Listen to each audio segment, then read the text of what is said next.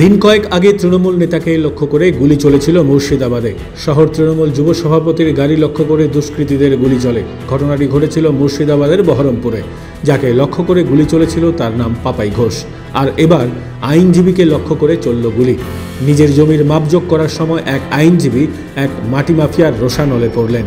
সমাজে প্রভাব আছে এমন ব্যক্তিদের সুরক্ষা নিয়ে যখন প্রশ্ন রয়েছে, তাহলে সাধারণ মানুষ যাবেটা কোথায়? এবার জেনে নিন ঘটনাটা ঠিক কী। কৃষ্ণনগরে আইনজীবীকে লক্ষ্য করে গুলি চলল 4-5 রাউন্ড। তবে সবগুলি লক্ষ্যভ্রষ্ট হয়েছে। ঘটনায় একজনকে গ্রেফতার করেছে পুলিশ। এই ঘটনার পর এলাকার নিরাপত্তা নিয়ে প্রশ্ন উঠেছে। নদিয়ার কৃষ্ণনগর কোতোয়ালি থানার অন্তর্গত ভান্ডারখোলা গ্রাম পঞ্চায়েতের ঘটনা। জানা যায়, ভান্ডারখোলা গ্রাম পঞ্চায়েতের অধীনে পানিনালা এলাকায় সুমন ঘোষ নামে এক আইনজীবীর জমি রয়েছে।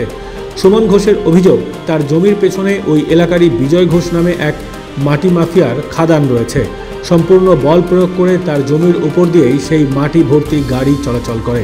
প্রতিবাদ করলেই হুমকি দিত বলে অভিযোগ বিজয় ঘোষের বিরুদ্ধে। 31শে ডিসেম্বর আইনজীবী সুমন ঘোষ তার বাবা এবং প্রতিবেশীদের সঙ্গে নিয়ে ওই জমি মাপার কাজ করছিলেন। ঠিক সেই সময় বিজয় ঘোষ তার দলবল নিয়ে হঠাৎ কিছু বোঝে ওঠার আগেই তার উপর চড়াও হয়। আচমকা আগ্নেয়াস্ত্র বের করে ওই আইনজীবীকে লক্ষ্য করে গুলি চালাতে থাকে। পরবর্তীকালে প্রাণ বাঁচানোর জন্য ঘটনাস্থল ছেড়ে পালিয়ে যায় আইনজীবী সুমন ঘোষ এবং তার বাবা সহ প্রতিবেশীরা। এরপরেই কৃষ্ণনগর কোতোয়ালি থানায় অভিযুক্ত বিজয় ঘোষের বিরুদ্ধে লিখিত অভিযোগ দায়ের করে সুমন ঘোষ। অভিযোগের ভিত্তিতে বিজয় ঘোষকে গ্রেফতার করে পুলিশ।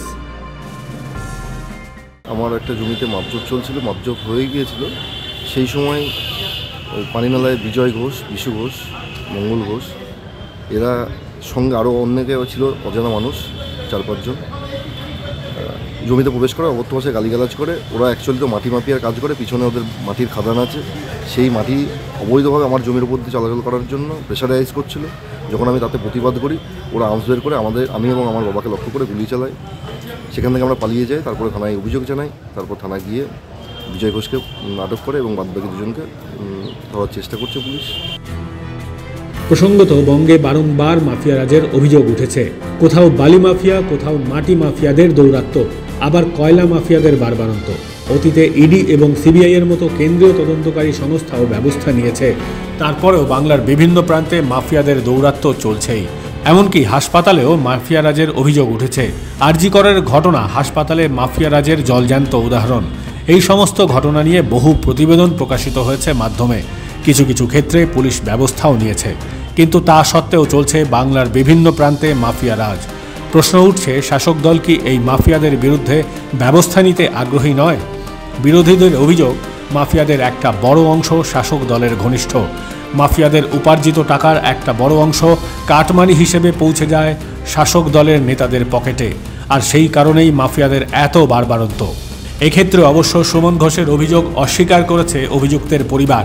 বিজয় ঘোষের স্ত্রী জানান, সুমন ঘোষের কাছ থেকে একটি জমি কেনার দরুন নগদ টাকা দেওয়া হয়েছে। সেই জমি রেজিস্ট্রি করার কথা ছিল, কিন্তু সেই নগদ টাকা দেওয়ার কথা অস্বীকার করে সুমন ঘোষ। তার প্রতিবাদ করতে গেলেই পুলিশ দিয়ে ভয় দেখাতো আইনজীবী। কালকে যে জমি নিয়ে ঝামেলা হয়েছিল, জমিটার বায়না সবই টাকা পরিশোধ মানে রেজিস্ট্রি করবে, কালকে রেজিস্ট্রি করবে, আজকে রেজিস্ট্রি করার ডেট ছিল। দিয়ে জমিটার মানে এগ্রিমেন্ট কাগজটা ওর মানে গৌতম ঘোষের ছেলের কাছেই ছিল। ওর ছেলের কাছে থেকে এগ্রিমেন্ট কাগজটা কেড়ে নিয়ে আর কাগজটা দিচ্ছে না, বলছে তুই জমি বায়নাই করিস নি। মানে তারপরে ওর থানায় একটু হাত আছে, মানে মুহুরি তো উকিল টাইপের। দিয়ে তারপরে থানায় ফোন করলো, তারপরে দিয়ে পুলিশ গেল, তারপরে নিয়ে ধরে আসলো। এগ্রিমেন্ট কাগজটা দিচ্ছে না, ওদের কাছে এগ্রিমেন্ট কাগজটা আছে। অভিযোগের ভিত্তিতে পুরো ঘটনার তদন্ত শুরু করেছে কৃষ্ণনগর কোতোয়ালি থানার পুলিশ। বুধবার অভিযুক্তকে আদালতে তোলা হয়। ব্যুরো রিপোর্ট, মাধ্যম।